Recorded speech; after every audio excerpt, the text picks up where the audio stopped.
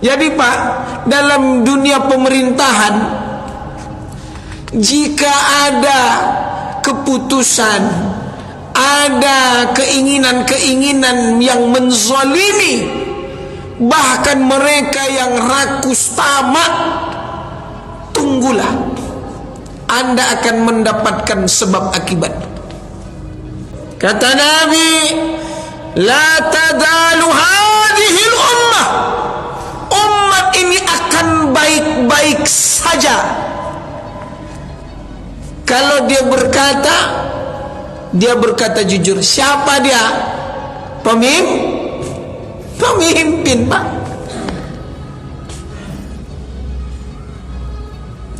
Saya ulangi kejadian di depan mata saya.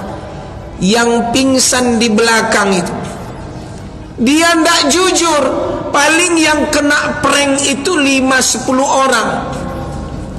Coba kalau pemimpin yang tidak jujur, berapa orang kena prank?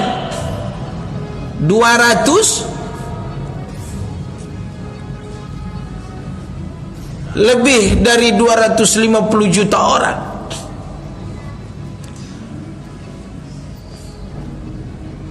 Aneh umat ini kalau mau terus dibohongi.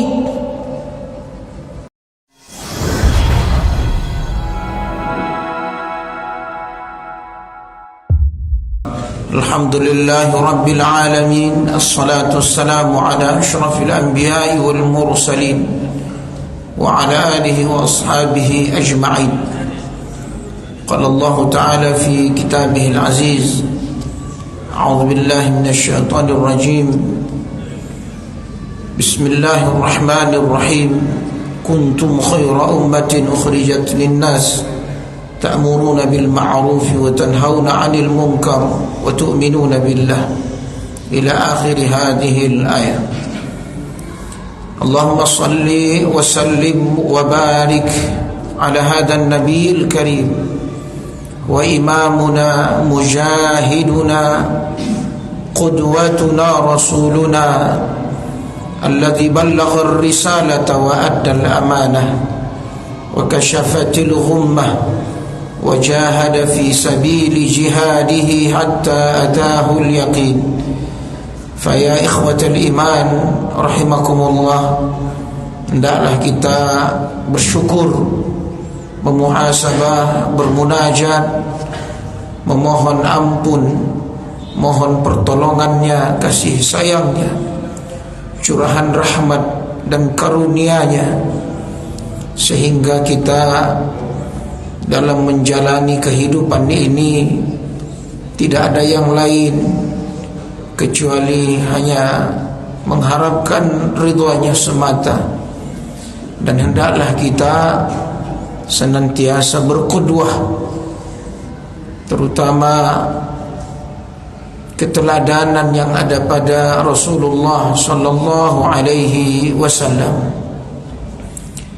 Jamaah Masjid Nurul Yaqin, dan terkhusus kepada ayahanda Bapak kita, Bapak Edi Natar Nasution selaku Gubernur Riau yang berhadir dan bermajlis di majlis ilmu menunggu datangnya waktu Isya, yang mudah-mudahan ini menambah semangat dan juga kedekatan kita para umara dan ulama.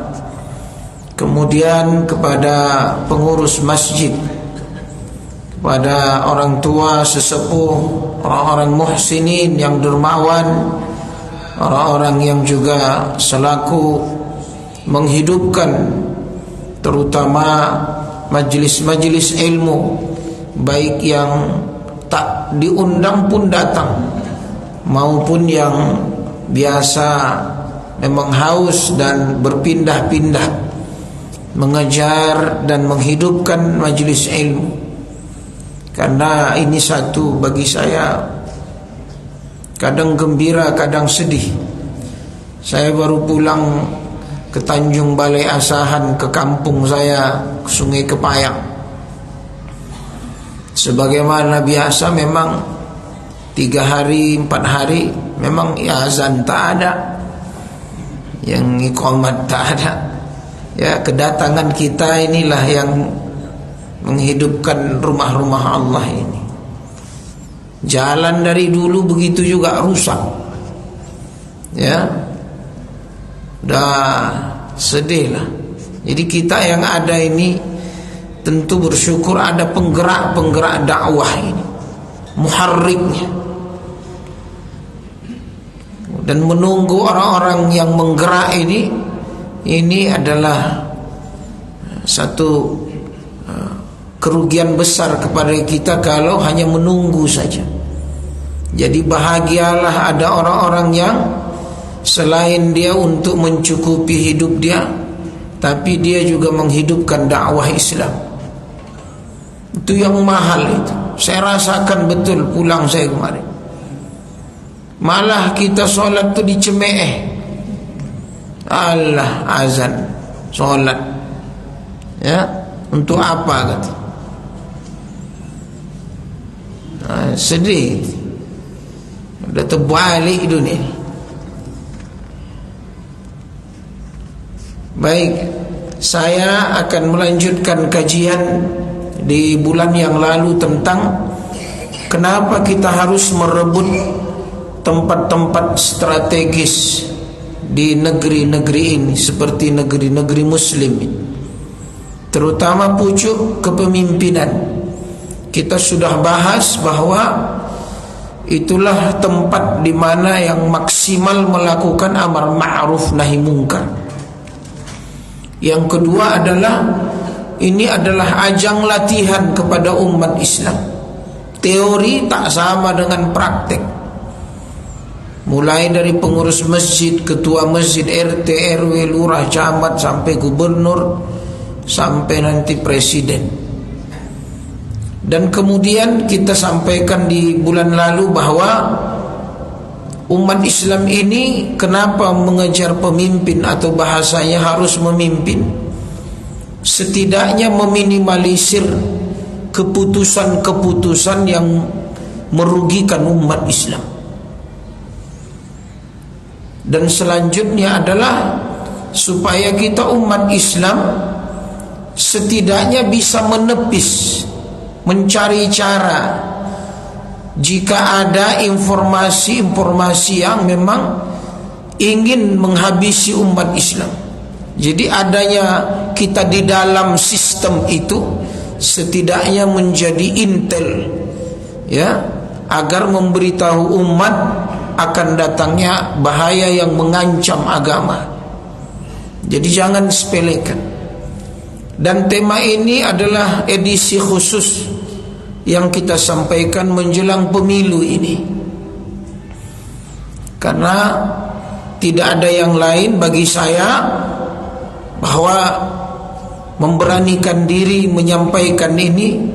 Setidaknya ini yang bisa saya kunci, yang saya lakukan agar pemirsa pendengar yang rajin ke masjid, duduk mendengar kajian demi kajian ini, jangan pula kita bertengkar, salah pilih pula. Nah, ini kacau kita, ya, musibah besar. Baik, saya coba kasih tema untuk maghrib menjelang isya ini, yaitu pemimpin seperti apa yang didambakan oleh umat di zaman ini. Karena sebenarnya pemimpin itu dalam Al-Quran disebutkan bahwa mereka adalah yang mampu memaksimalkan perintah Allah. Dari pemimpin itulah perintah-perintah Allah bisa dimaksimalkan, dijalankan, ditegakkan.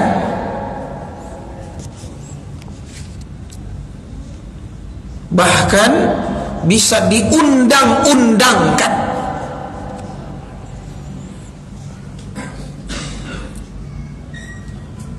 Jadi mohon maaf Pak Gubernur,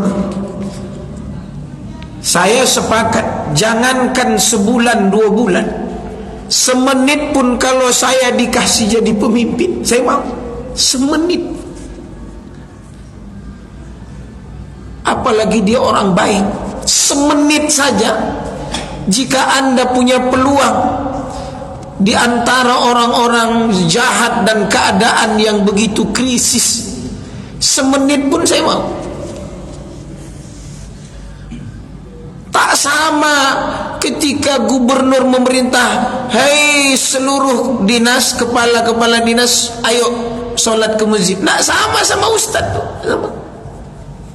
Jadi Pak, saya kalau disuruh bilang, bahasa saya kalau semenit pun saya dilantik jadi pemimpin, saya mau. Jadi saya melihat orang banyak mencibir sebulan, apalah sebulan 2 bulan. Saya ingin bilang semenit pun itu berarti bagi saya untuk mengajak orang tunduk patuh kepada Allah. Masya Allah.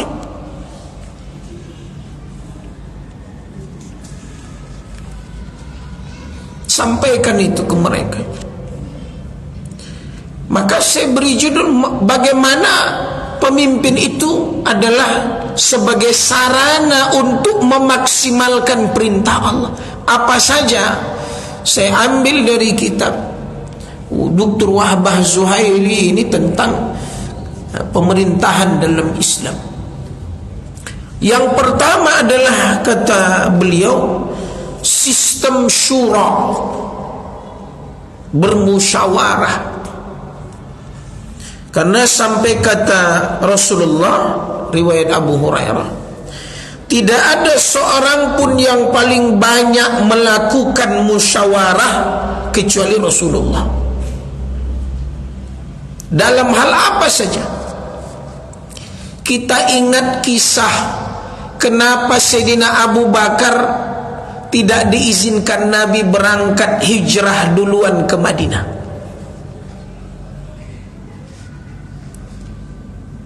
Apakah engkau tega ya Abu Bakar, aku dengan kesendirianku menjalani dakwah ini, hijrah ini isyarat.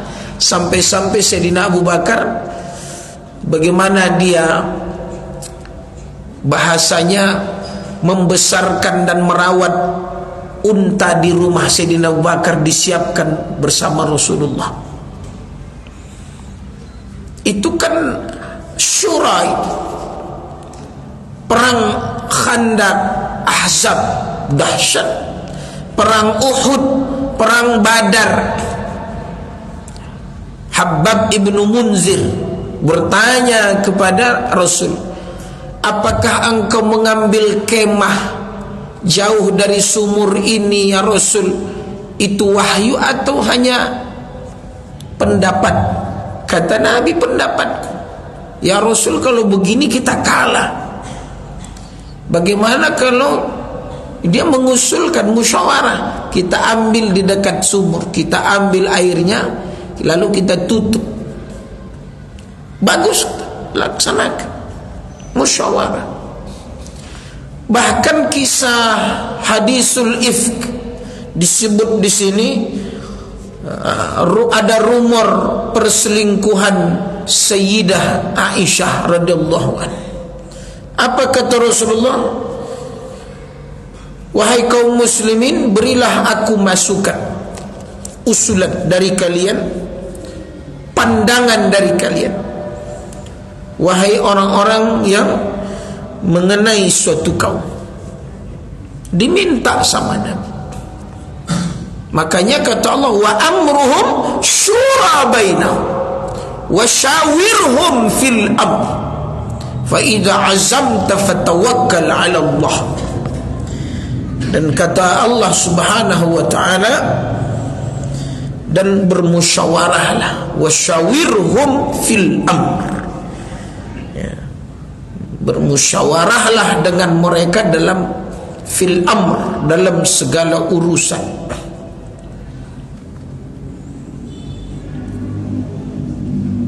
Bahkan pernah saya menyampaikan tema tentang Umar bin Abdul Aziz menunjuk 10 ulama kibar, ulama-ulama kabir besar yang ahli di bidangnya, yang siap dimintai pendapatnya. Sebenarnya kita sudah, tapi kadang masuk angin. Ada lembaga adat Melayu, ada namanya pengawas, ada namanya badan kehormatan, ada namanya apa lagi istilah lembaga-lembaga, organisasi-organisasi. Makanya yang ex pengurus itu, ketua itu dijadikan jadi penasehat. Sebenarnya itu adalah sinonim atau satu kata dari tempat mereka beristisyarah. Tapi kadang itu hanya dijadikan duit, piti masuk, ya. Apalagi lembaga-lembaga yang terkoneksi dengan pemerintahan, sehingga terindikasi adanya rekening-rekening yang berjalan. Ini yang memandulkan sehingga tidak maksimalnya perintah Allah seperti musyawarah itu dalam kepemimpinan atau dalam kenegaraan. Artinya apa? Ini mohon maaf ya, mohon maaf, karena ini ada catatan digitalnya. Mohon maaf.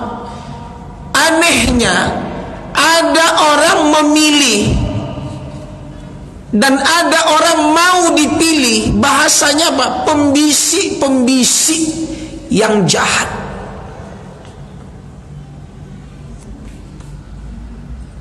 Walaupun dia di belakang layar, padahal dialah tempat yang disebut al-mustasyar itu muktaman.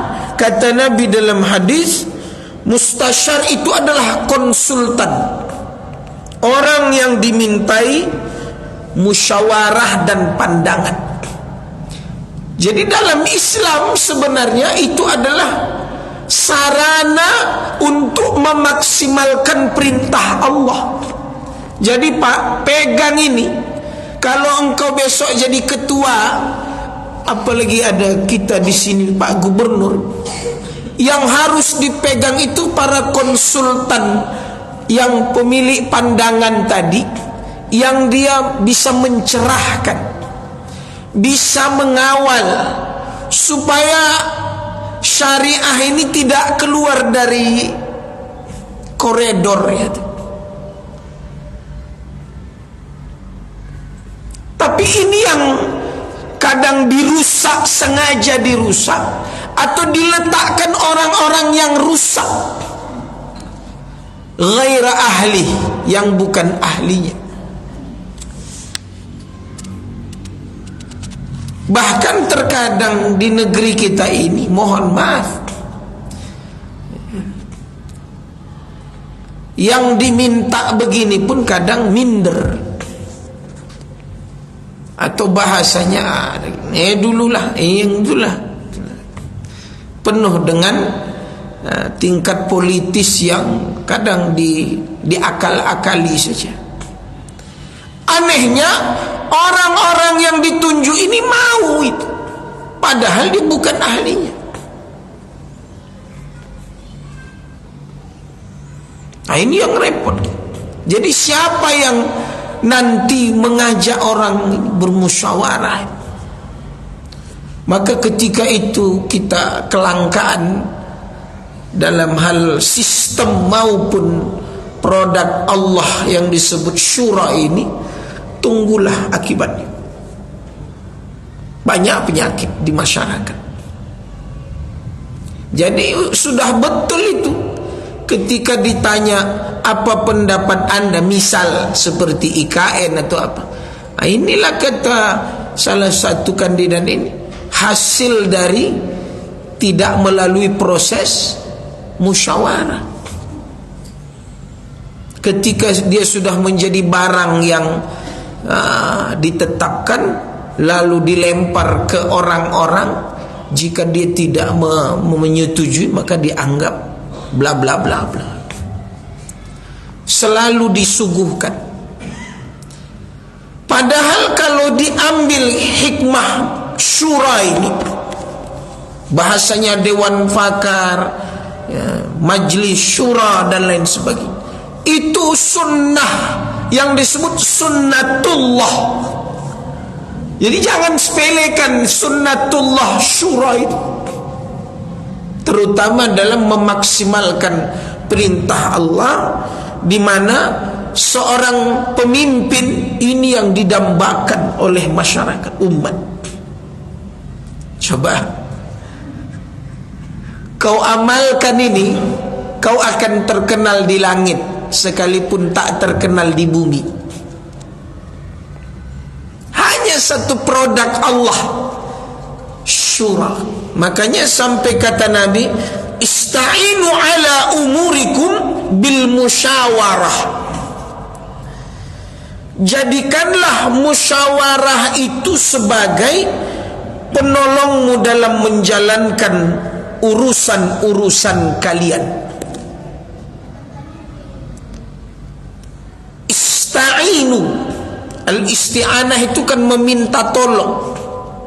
Maka kata Nabi, jadikanlah musyawarah itu salah satu solutif, pencari solusi dari masalah perkara-perkara kalian. Mungkin dari sisi hukum Pak Eko paham betul ini. Ya. Bahkan orang yang bisa mencari solusi dalam perkara itu bukan 1.000 perak harganya, bisa miliaran. Senyum Pak Eko tuh. Padahal solusi sesuai undang-undangnya, ada celahnya, dapat batu akik itu.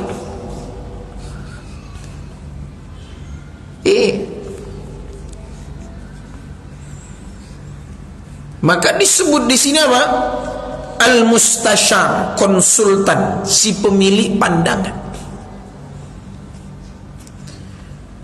Muhammad Al-Fatih ketika ingin menyerang dan punya ide gagasan bisa menyeberangkan 70-80 kapal perang, digelinding dalam satu malam melewati bukit. Itu kan setelah dia beristisyarah kepada syekhnya Syamsuddin ad-Dimashq, Asy-Syarif bin Hamzah ad-Dimashq, seorang gurunya. Masya Allah. Dia bukan hebat dengan sendiri. Ada tempat sampai kata ulama, makhaba man istasyara wa manadima man istakhara. Tak rugi orang yang meminta pendapat, tak menyesal orang yang istikharah. Mau menikah istikharah. Bahkan setelah menikah pun pergilah datangi orang tua, tante, om, atuk, nenek, mintalah mereka petuah pendapat bagaimana berkeluarga yang baik. Masya Allah. Apalagi bernegara, mintalah pendapat. Itu bagus sekali. Sampai kata Rasulullah SAW, ma tashawara qaumun qattun illa hudu li irsyadi atau li arsyadi umurihi. Suatu kaum yang bermusyawarah kecuali mereka akan ditunjukkan kepada urusan mereka yang paling tepat. Illa hudu li arsyadi Allah akan beri mereka solusi yang tepat dari perkara-perkara jika mereka melakukan musyawarah. Masya Allah. Mungkin bagi kita ada kejadian dalam hidup kita ini, apalagi ahli organisasi, mantan-mantan aktivis, salah menentukan kebijakan, hasil musyawarah tidak disepakati, itulah terjadi perpecahan. Mansur, ada yang makan surang, ada yang jalan surang, ada yang pingin hebat surang. Nah, Anda tidak bisa hebat. Nah, itulah komunitas Kijang Kapsul, komunitas Honda ini, komunitas itu sebenarnya mereka tempat-tempat yang berkumpul dan bermusyawarah. Itu kalau didakwahi bagus. Yang kedua adalah pemimpin itu bisa memaksimalkan produk Allah untuk memenuhi terutama kepemimpinan dalam Islam, yaitu disebut di dalam kitab ini al-adalah, keadilan.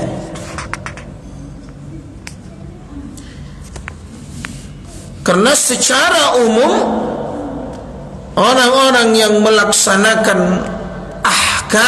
hukum-hukum Allah ini, hududullah, ya, batasan-batasan hukum-hukum Allah ini, yaitu terutama dalam hal mengatur, memutuskan atau bahkan memerintah sesuai dengan apa yang dibawa oleh syariat Allah, ini harus betul-betul adalah, berkeadilan.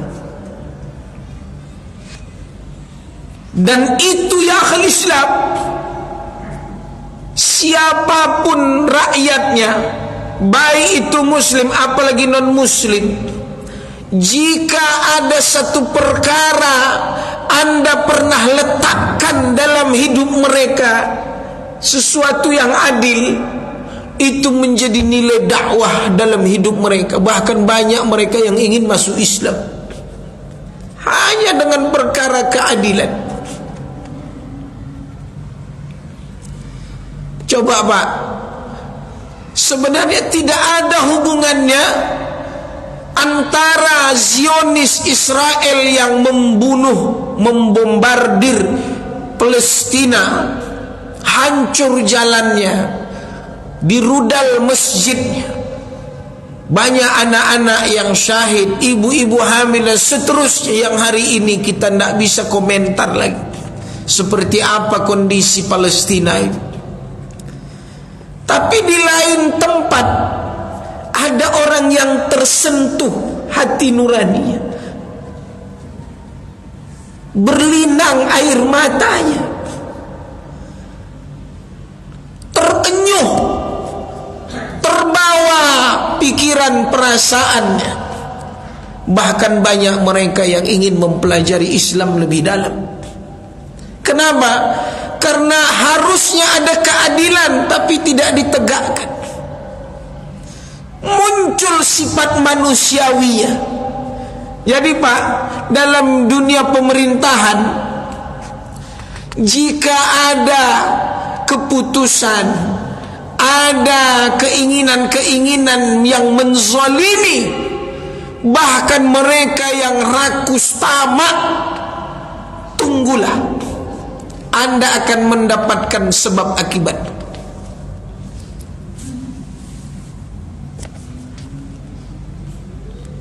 Ya.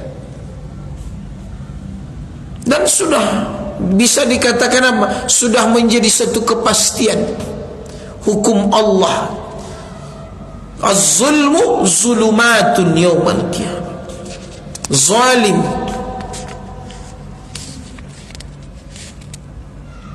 makanya kata Allah, i'dilu, berbuat adillah.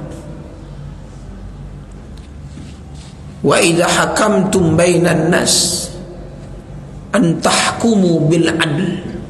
Wa aqsitu di ayat yang berhukumlah dengan adil. Masya Allah. Baik itu di rumah anak-anak kita, itu dahsyat sekali pengaruhnya. Mertua, orang tua, tetangga, dan itu menjadi ingatan yang terbaik dalam hidup seseorang. Yakinlah, walaupun di saat itu Anda dihina dengan keputusan itu, banyak orang merasa tidak ini, tidak itu, tidak sesuai, atau bahkan maaf ya, banyak orang yang menentang Anda ketika itu. Ingat, berapa banyak kejadian ketika keadilan itu ditegakkan, 5 tahun, 10 tahun berikutnya ada orang-orang yang akan menceritakan dan bersaksi akan kebaikan Anda, keadilan Anda. Coba kalau dulu bapak itu ada, oh ternyata bapak inilah yang baik, yang adil, yang begitu.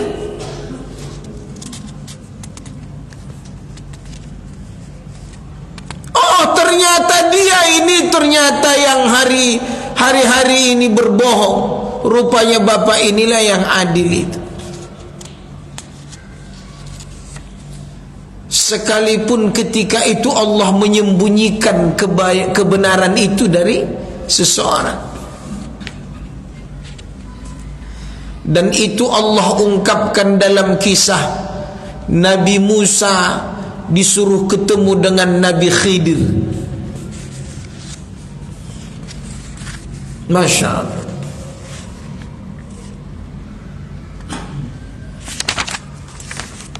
Poin yang ketiga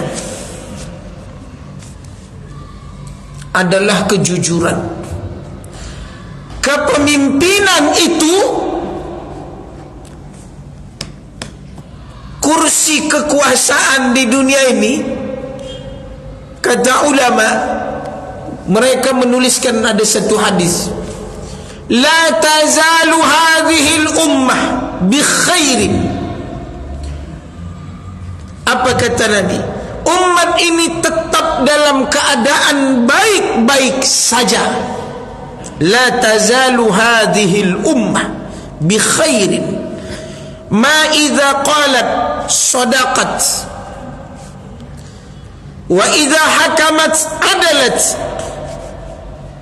wa idza isturhimat rahimat. Umat ini tetap dalam keadaan baik-baik saja selama ketika ia berkata dengan jujur. Apa? Iyyakum wal kadzib, alaikum bis-sidq. Hati-hati kalian berdusta, hendaklah kalian jujur. Allah akan tulis Anda sebagai orang yang jujur. Wa yuktab indallahi siddiqa. Kenapa? As-sidq yahdi ilal bir. Dia nanti menuju kepada kebaikan. Wal bir yahdi ilal jannah, surga muaranya, hilirnya. Dusta itu adalah kemaksiatan, yahdi ilal fujur, fujur ilan nar, neraka tempat akhir. Coba apa kata Nabi? Ketika dia berkata jujur. Kata Nabi, la tadalu hadhil ummah. Umat ini akan baik-baik saja kalau dia berkata jujur. Siapa dia? Pemimpin, Pak.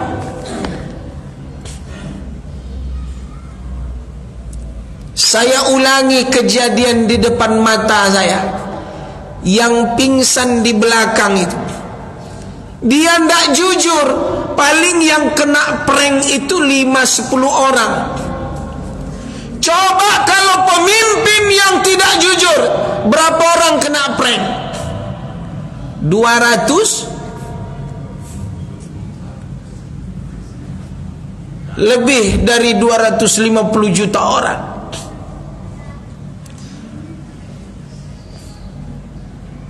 Aneh umat ini kalau mau terus dibohongi.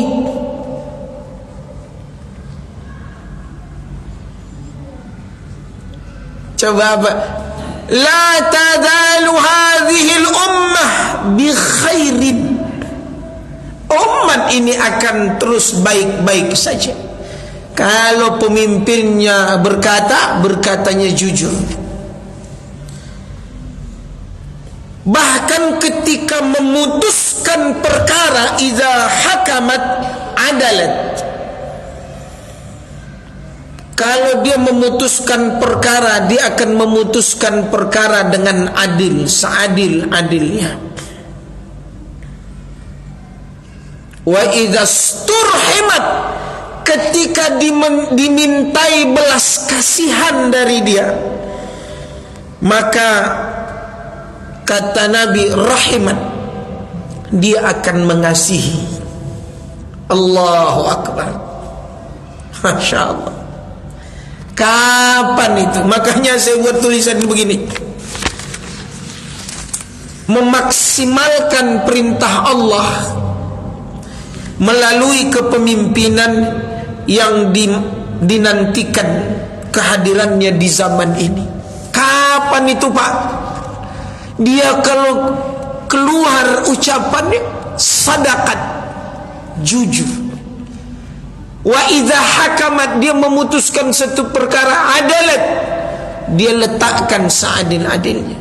Wa idza sturhimat, kalau dimintai kasih sayangnya, rahimat, dia akan kasih. Allahu Akbar.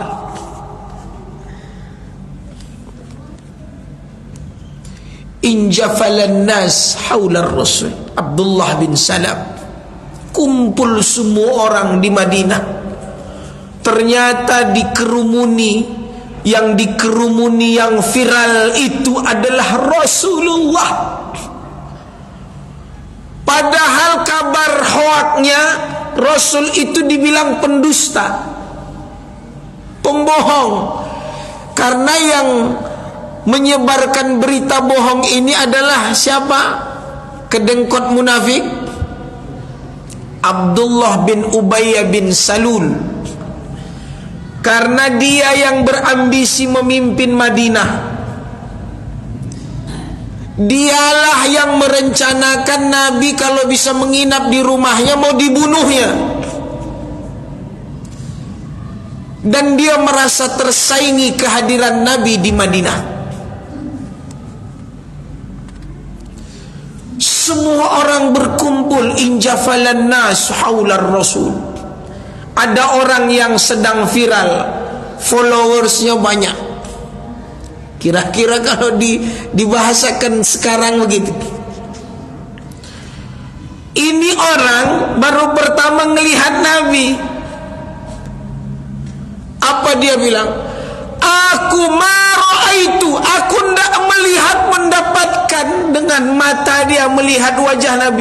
Aku tak melihat wajah Nabi ini pembohong, katanya. Masya Allah.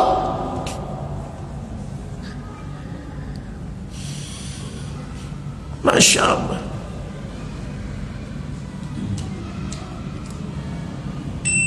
Sadaqat,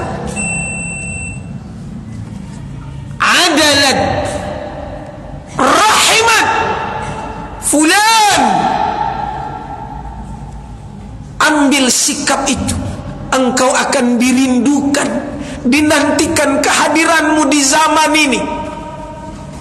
Jujur, adil, dan mengasihi. Maknyus, Masya Allah, itu dahsyat. Dan anda kalau ingin memilih, pilihlah sadaqat. Adalat, dia adil, rahimat, dia mengasihi. Karena itu di antara perintah Allah yang Allah letakkan di buminya untuk didakwahkan, diamalkan dan dikokohkan. Saya baca hadis yang lain. Inna ahabbal khalqi ilallah, makhluk yang paling dicintai Allah adalah siapa? Imamun adil, pemimpin yang adil.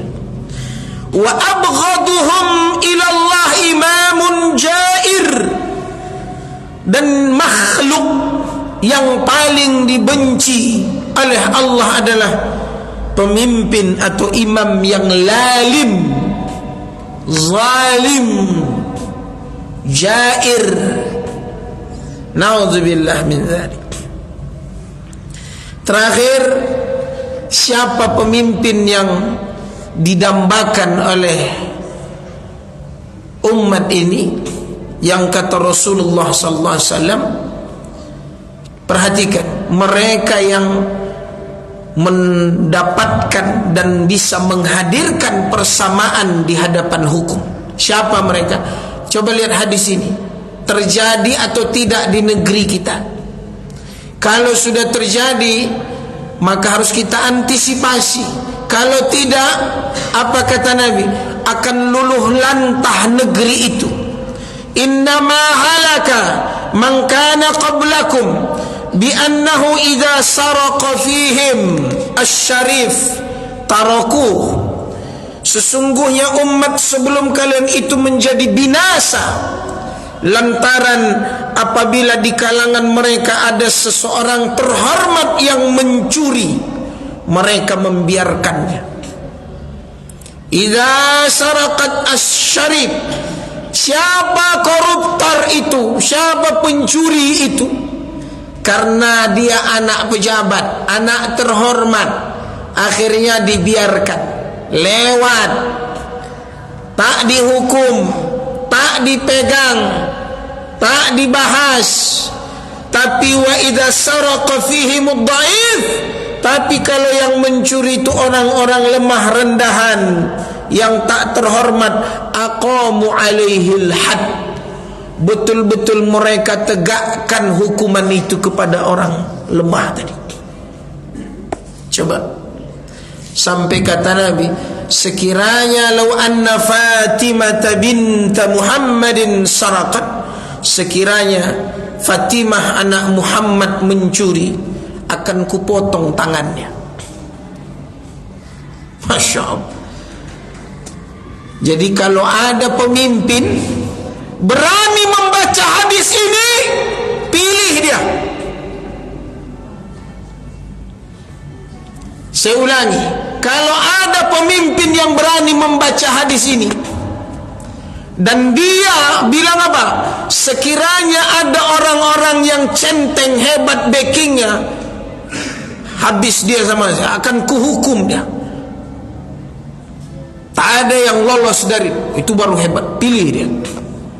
Kalau ada yang berani bilang, misalkan anaknya si Jeki ini, kalaulah anakku si Jeki mencuri, kupotong dah. Kalau berani dia pilih itu, karena dia mengamalkan hadis Rasulullah. Keren itu. Masya Allah.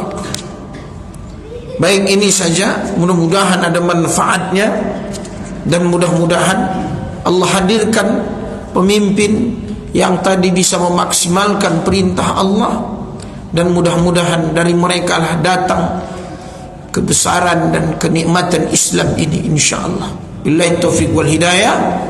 Assalamualaikum warahmatullahi wabarakatuh.